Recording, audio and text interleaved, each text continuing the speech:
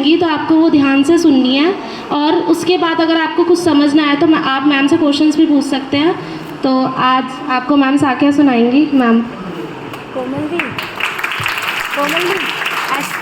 आई हुई सभी संगत को सत्कार। आज मैं आपको गुरुजी की कुछ साखियाँ सुनाऊंगी जिसमें गुरुजी ने संगत के ऊपर कृपा करके उनके ऊपर दया बख्शी। कौन टेढ़ा करने के ऐसे पकड़ना है। अरे फिर टेढ़ा। आप सभी को सत्कृतार। कोमल दी बच्चे दो बेनती लगाने सदगुरु जी के चरणों में भूल गए थे, वो सभी एक बार मेरे पीछे पीछे लगा देंगे। सदगुरु जी दया करना, अश्वनी और पूजा की जोड़ी सलामत रहे और उनके घर में सुख समृद्धि और शांति रहे। दया करना सदगुरु जी। दूसरा, एक बार पिछली हमने अर्जी लगाई थी उषा जी की, उषा की अर्जी लगाई थी, उसकी तबीयत ठीक नहीं थी, तो मेरे को उन्होंने बोला कि उनकी तबीयत ठीक होनी शुरू हो गई है, एक बार अर्जी दोबारा लगा दो। मैंने माइक पकड़ना नहीं था आज, तो मेरे को आना पड़ा उनकी वजह से। तो एक बार सब सदगुरु जी दया करना, आपने उषा पर कृपा की, अपनी कृपा और करो, उषा को जल्दी से जल्दी ठीक करो। दया करना सदगुरु जी। और अभी पूनम मैम जो आपको साखियाँ सुना रही हैं, साखियों का मतलब होता है जैसे हनुमान जी ने अपने टाइम में चमत्कार किए, राम जी ने अपने टाइम में चमत्कार किए, शिव जी ने अपने टाइम में चमत्कार किए, तो वो किस्से कहानियाँ एक तरह से किस्से और कहानियाँ ही है ना, लेकिन हमने अपने बेटे बच्चों को हमने कभी सुनाए नहीं, तो बच्चों का मोह धार्मिक से छूटता चला गया। अब हम जो जनरेशन है, आप जो सामने बैठे हो, आपने दादा दादी देख दी, लाल इमली देख ली, खट्टा मीठा पापड़ देख लिया, ये सब आपने देख लिए, दादा दादी आपने देख लिए, लेकिन हो सकता है आपके आने वाली जनरेशन दादा दादी के बारे में जानती ही ना हो। दादा दादी होते क्या हैं? जिस तरह से हालात चल रहे हैं, आसपास का माहौल है, हमारे आस पड़ोस का माहौल है, गाली गलौज, शराब का, नशाखोरी का, सट्टेबाजी का, तो इन सब से छुटकारा हम कैसे पा सकते हैं? इन सब से छुटकारा पा सकते हैं हम आपस में धार्मिक बातों को कर कर, बच्चों को कहानियाँ सुनाकर, बच्चों को परमात्मा को किस्से सुनाकर। तो ऐसे किस्से हैं जो सदगुरु जी ने चमत्कार किए संगत पे, वो आपको सुनाने जा रहे हैं, ध्यान से सुनिएगा। सत्कार सारी संगत को। अनंत राम को लंगर का फुलका खिलाकर ठीक करना।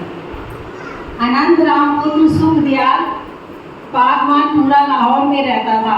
अनंत राम के गुर्दे में तकलीफ हो गई, पेशाब बंद हो जाता था, डॉक्टर घर आकर सुई लगाकर पेशाब निकालता था। 3 महीने इसी तरह निकल गए।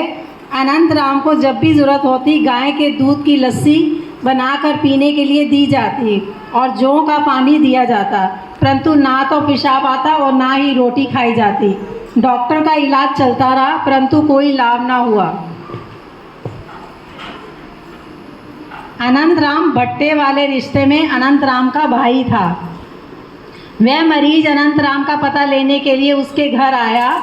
मरीज अनंत राम ने उसको कहा, मुझे बचा लो, बहुत इलाज करने पर भी कोई लाभ नहीं हुआ, देखो सूख कर तीला बहुत कमज़ोर हो गया हूँ। तो अनंत राम ने कहा, ना तूने मांस शराब छोड़ना है और ना ही राज़ी होना है। इस हालत में मैं तुझे सदगुरु जी के चरणों में कैसे ले जा सकता हूँ। जब उसने सदगुरु जी पास ले जाने के लिए बहुत मिन्नत की तो अनंत राम ने कहा, अच्छा माताजी, अनंत राम की बुआ करमदेई के साथ चले जाना। यह कहकर अनंत राम चला गया। इसके बाद अगले दिन सवेरे जब करमदेई मरीज अनंत राम के पास गई तो उसने कहा, मुझे अपने गुरु के पास ले चलो, क्योंकि उस रात सपने में उसको सदगुरु जी के दर्शन हुए थे। उसने सपने में देखा कि अंगूर लगे हुए हैं। उसने अर्ज की, सच्चे पिताजी इन पर कपड़े की गुत्थियाँ चढ़ा दूँ। इतनी देर में उसकी पत्नी सोमा ने आवाज़ दी कि किसके साथ बातें कर रहे हो। तो अनंत राम की नींद खुल गई। फिर करमदेई ने कहा, मैं दीवान सोमा का देवर और सोमा को साथ ले जाती हूँ। सतगुरु जी के पास अर्ज करूँगी और प्रसाद लेकर भेज दूँगी। ठीक होने पर तू आप ही चले जाना। परंतु वह न माना और कपड़े पहनकर करमदेई के घर चला गया। करमदेई ने कहा, सोमा और बच्चों को भी साथ ले लो। उन्होंने कुछ बर्तन और प्रसाद लिया और रायविंड पहुंच गए। बहुत से करमदेई ने प्रसाद उठाया और 2 किलोमीटर दूर पैदल चलकर डेरा हवेलियां संत नगर पहुंच गए। सतगुरु सच्चे पिताजी कुर्सी पर बैठे थे। सभी ने जाकर सतगुरु जी के चरणों में माथा टेका और करमदेई ने अनंत राम की अर्ज की। सतगुरु सच्चे पिताजी, इसने ब्याज से नाम लिया था, परंतु बाद में मांस शराब खान पीन लग पड़ा है। अब आप जी इस पर दया करो। इसको 3 महीने हो गए हैं, कुछ नहीं खाया। हजूर सतगुरु जी ने फरमाया, इसको लंगर का फुल्का खिलाओ। करमदेई ने अर्ज की, 3 महीने हो गए हैं खाना खाए को, क्या वह अब फुल्का हजम कर लेगा? सतगुरु सच्चे पिताजी ने फरमाया, संता के लंगर में अमृत होता है, लंगर का फुल्का खाने से भी यह ठीक हो जाएगा। अनंत राम ने जाकर लंगर में से फुल्का खाया और कुछ दिनों में ही सतगुरु जी की दया से वह बिल्कुल राजी हो गया और छुट्टी लेकर अपने घर चला गया।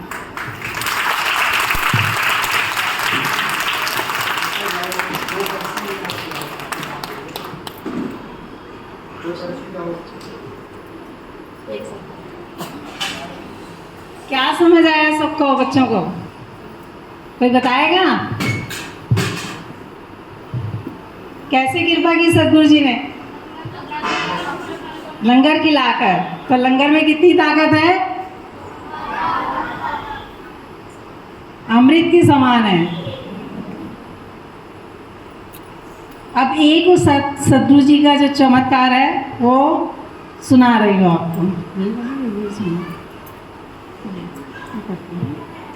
प्रीतम दई की उम्र बढ़ानी। प्रीतम दई लखपत राय करनाल वाले की पत्नी थी, जिसको सतगुरु सच्चे पिताजी प्रीतम कौर कहते थे। उसने भजन में बैठे एक दिन देखा कि एक बहुत ही सुंदर जगह है जहाँ बहुत अच्छी सुगंध आ रही है। हजूर सतगुरु सच्चे पिताजी बहुत सुंदर तख्त पर बैठे और प्रीतम दई सामने बैठी दर्शन कर रही है। प्रीतम दई ने अर्ज की, सच्चे पातशाह जी, यह तो बहुत सुंदर जगह है, कैसी अच्छी सुगंध आ रही है। क्या यह आप जी का असली स्थान है? तो हजूर सतगुरु जी ने फरमाया, हाँ। और पूछा, क्या तू यहाँ आना चाहती है? उसने अर्ज की, सतगुरु सच्चे पातशाह जी, जिसको इस जैसी सुंदर जगह मिले तो उसने और क्या लेना है? हजूर सतगुरु जी ने फरमाया, आना चाहती है? प्रीतम दई ने कहा, जी हाँ, कृपा करके यहाँ ले आओ। तब हजूर सतगुरु जी ने फरमाया, चंगा, ले आएंगे। अगले दिन सतगुरु जी ने करनाल जाना था। सभी साधु और संगत लखपत राय के घर करनाल आ गई थी। सतगुरु सच्चे पिताजी के ठहरने का प्रबंध रामकृष्ण के घर में था। हजूर सतगुरु जी उधर चले गए। प्रीतम दई साधुओं और संगत को जल पानी चखाने में लगी हुई थी। पानी चखकर सभी साधु और संगत रामकृष्ण के घर चले गए। प्रीतम दई सामान संभाल रही थी। हजूर सतगुरु जी ने पूछा, प्रीतम कौर नहीं आई? संगत में से किसी ने बताया कि वह घर में संगत की सेवा में लगी हुई है। सतगुरु जी ने उसको बुला भेजा। प्रीतम दई ने अपने पति लखपत राय को बताया, अब मेरी तैयारी है, और रात वाली सारी घटना कह सुनाई। लखपत राय ने कहा, सपना आया होगा। तो प्रीतम दई ने कहा, सपना नहीं, सच्चाई है। तब लखपत राय ने कहा कि तू कोई अर्ज ना करना, यदि हजूर सतगुरु जी आप वचन करेंगे तो मैं मान लूँगा कि तू जो कह रही है वह ठीक है। लखपत राय और प्रीतम दई दोनों सतगुरु सच्चे पिताजी के चरणों में हाजिर हुए और माथा टेककर बैठ गए। हजूर सतगुरु जी ने फरमाया, प्रीतम कौर, हुन अब तू जाने की तैयार है? उसने अर्ज की, जी हाँ, कृपा करके अपने वचन को पूरा करो। सतगुरु जी ने फरमाया, ठीक है। लखपत राय ने अर्ज की, सच्चे पातशाह जी, यदि आप जी इसको ले गए तो छोटे छोटे बच्चों को कौन संभालेगा? हजूर सतगुरु जी ने फरमाया, प्रीतम कौर को पूछ ले, इसने हमें ले जाने के लिए कहा है, यदि यह कहे तो हम नहीं ले जाएंगे। तब लखपत राय ने प्रीतम दई की ओर देखा, परंतु उसने कहा, मैं तो वायदा पूरा करूंगी, मुझे तेरे वचनों से क्या वास्ता। तो वह बहुत उदास हो गया। लखपत राय ने जाकर अपने भाइयों सोहन सिंह, मुंशी राम और गणपत राय को कहा, मेरी अर्ज करो, इन बच्चों को कौन संभालेगा। उन्होंने सलाह दी कि जब रात को हजूर सदगुरु जी बैठ कर दर्शन देंगे तो तू आगे सत्या सबसे छोटी लड़की को सामने बिठा देना और बाकी बच्चों को उसके पीछे खड़े कर देना, फिर बात बन जाए तो बन जाए। लखपत राय ने इसी तरह ही किया। सदगुरु जी ने पूछा, यह पलटन किस लिए खलोती खड़ी है? तो लखपत राय ने अर्ज की, ये जीव मुझे आप जी ने दिए हैं, इनकी पालना कौन करेगा, दया करो। पास बैठे गणपत राय और सोहन सिंह ने अर्ज की, सच्चे पातशाह जी, प्रीतम देई बच्चों को जन्म देते देते बूढ़ी हो गई है, इसके 9 बच्चे हैं, केवल एक लड़की की शादी हुई है, कृपा करो हंसराज उम्र 14 साल की, शादी तो हो जाने दो, घर में कोई रोटी पकाने वाली तो हो। हजूर सदगुरु जी ने फरमाया, अच्छा इस तरह ही सही, हंसराज को छोड़ बुद्ध सबसे छोटे बेटे की शादी भी कर लो, तुम्हारी अर्ज मंजूर है। उस दिन के पश्चात प्रीतम देई कई साल जिंदा रही। बुद्ध को छोड़ सत्या की शादी भी हो गई और बुद्ध के घर बाल बच्चा भी हो गया। प्रीतम देई ने 1986 ईस्वी में शरीर त्यागा, जब सभी बच्चों की शादी हो गई थी और अपने अपने घर में सब राजी खुशी थे। इस तरह सदगुरु सच्चे पिताजी ने सभी की अर्ज मंजूर करके प्रीतम देई की उम्र में कई वर्षों का वादा कर दिया और उसके अंत समय में अपनी नूरी स्वरूप के दर्शन देकर उसकी संभाल भी की। अभी साखी में क्या समझ आया बच्चों को, कोई बताएगा आगे आपको? जिसे जो जो समझ आया है दोनों साखियों में वो आगे आके बता सकता है।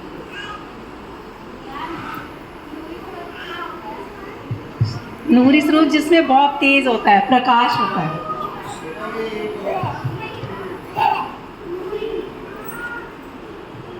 और क्या पूछना है बोलो? खड़ी खड़ी हुई, आगे आओ ना, आगे आके पूछो। और क्या पूछना है बोलो, क्या नहीं समझ आया? हाँ? और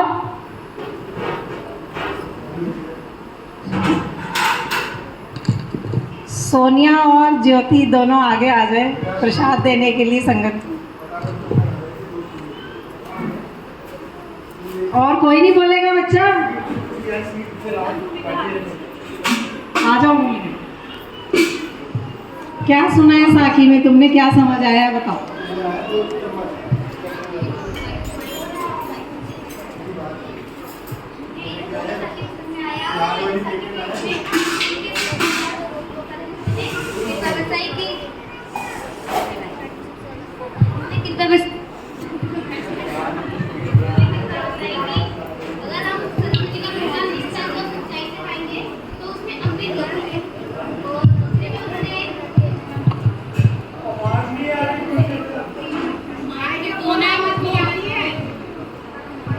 हाँ? उनका क्या नाम था भाई जी का, मुझे तो याद नहीं।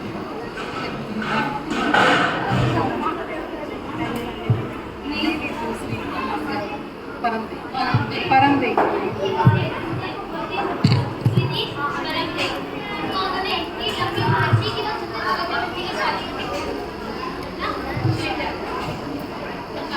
करो क्लैपिंग तो कर दो।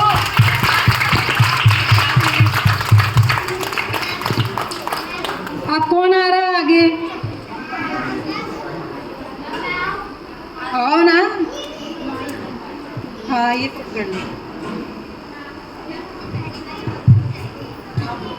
पहली वाली में मैंने ये सीखा था कि जो एक आदमी था उसको ना मतलब ना को खा नहीं सकता था और ना ही वो पेशाब कर सकता था, तो जो सदगुरु जी के उसकी जो कोई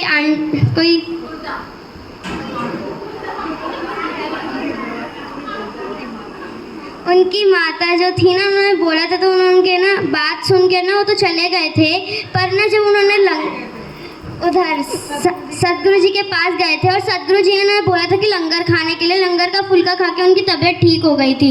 इस तरीके से मुझे ये समझ आया कि जो भी भगवान कुछ भी देते हैं, अगर वो हमें कुछ एक दाना भी देते हैं ना दाल का, तो हमें वो बहुत अच्छा समझ के खा लेना चाहिए, अमृत समझ करके, क्योंकि ना उससे हमारी जो भी बीमारी होती है वो ठीक हो जाती है। Thank you. और कौन आ रहा है आगे? आओ।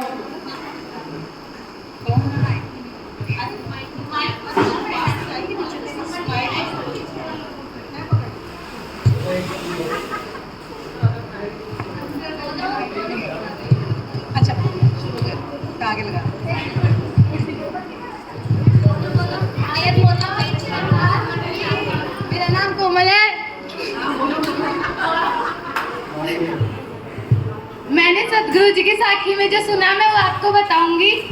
मैंने दूसरी वाली साखी में सुना कि एक प्रीतम देवी थी, वो उन्होंने सदगुरु जी के स्थान पर गई थी, तो उन्होंने कहा था यहाँ पे बहुत अच्छी खुशबू आ रही है। तो उन्होंने हजूर सदगुरु जी से पूछा ये किसका स्थान है, तो हजूर सदगुरु जी ने बताया आप जी का स्थान है, तभी वहाँ पर इतनी अच्छी खुशबू आ रही है।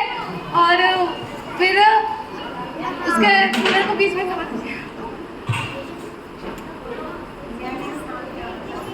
तो उन्होंने कहा था कि मैं भी इस स्थान पर आना चाहती हूँ, तो सदगुरु जी ने कहा था ठीक है मैं भी आपको इस स्थान पर लाऊंगा। तो उनके एक बेटी थी और छोटी बेटी थी, 9 बच्चे थे और एक लड़का था छोटा सबसे।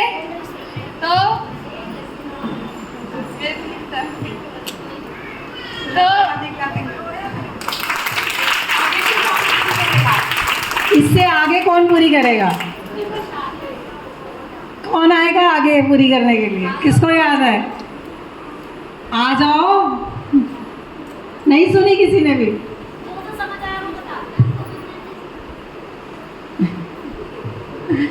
थोड़ी थोड़ी।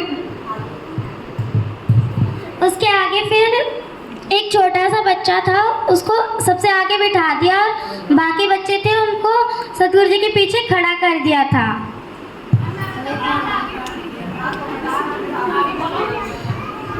फिर सदगुरु जी ने पूछा कि ये सारी टोली मेरे पीछे क्यों खड़ी है? सदगुरु जी ने बोला कि अब सबसे बड़ी बेटी की शादी हो चुकी है, यहाँ पर घर में कोई तो रोटी बनाने वाला होना चाहिए, इसलिए मैंने सबसे बड़ी बेटी की शादी करवा दी है। अब आप ही बताइए इन सब बच्चों का पालन पोषण कैसे होगा? धन्यवाद। आगे कौन पूरा करेगा? तो आगे फिर वो जो कोई था वो बोल रहा था कि ये तो तू सपना देख रही है, ये ऐसा असलियत में कुछ नहीं है। लखपत राय था, उनके पति लखपत राय ने कहा कि ये तुम सपना देख रही हो, ऐसा कुछ नहीं है। फिर वो लोग सदगुरु जी के चरणों में गए और उन्होंने अपने छोटे वाले बेटे को सबसे आगे बिठा दिया और अपनी लड़कियों को पीछे खड़ा कर दिया। और उसके बाद फिर सदगुरु जी आए और उन्होंने बोला ये क्यों खिलौती है? बस किसी बड़े को समझ आया है? किसी माता को? कोई आना चाहता है? पेरेंट्स आओ।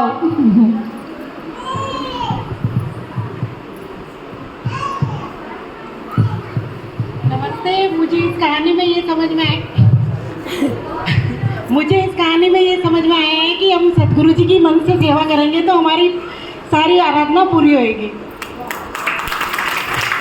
2 लाइनों में उन्होंने सब कुछ पूरी साखी सुना दी। और कौन आ रहा है? आप सभी को सत्करतार। आज मैं बताऊंगी कि मैंने सदगुरु जी की पहली साखी में क्या सुना।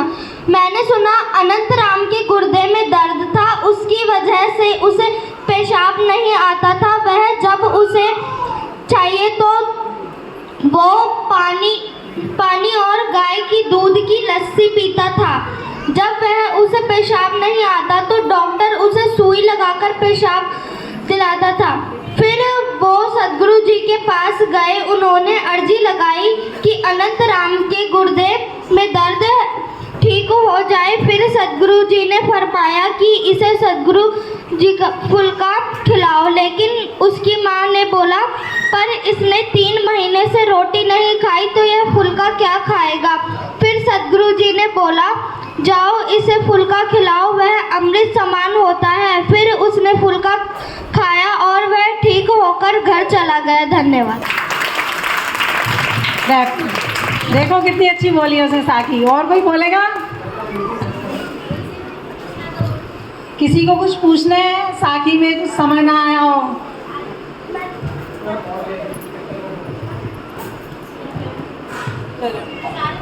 चलो इधर से पेरेंट्स आते जाएं।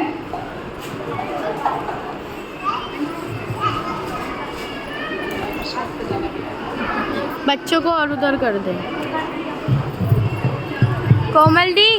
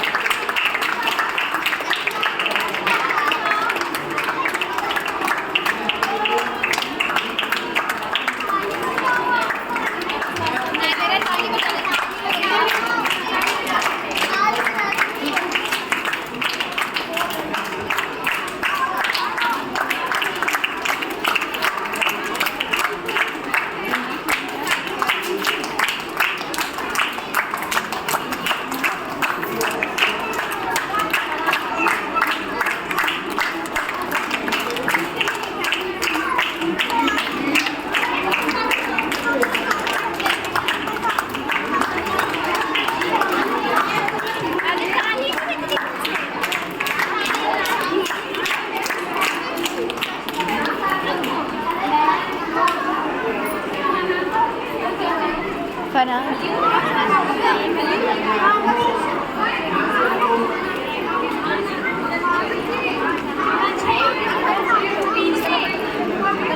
कोमल दी, हम कोमल दी को बुला, कोमल दी को।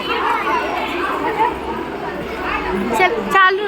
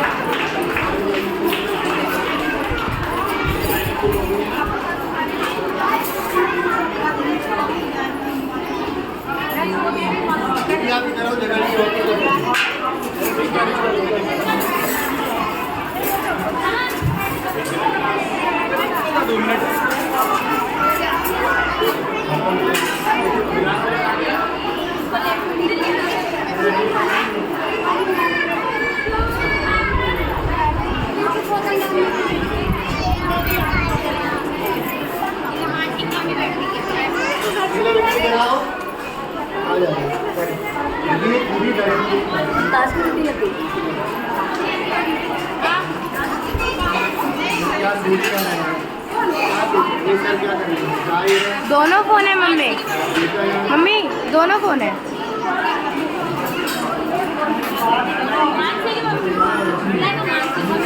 आंटी इधर आ।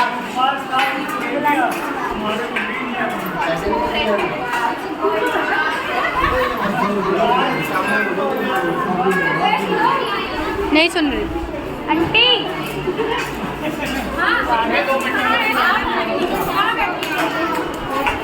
वो बिठा लेंगे। किशु इधर हो जाइयो, किशु इधर हो जाओ आंटी। आप अपनी टीम की भाभी इधर हो जाओ, बैठो।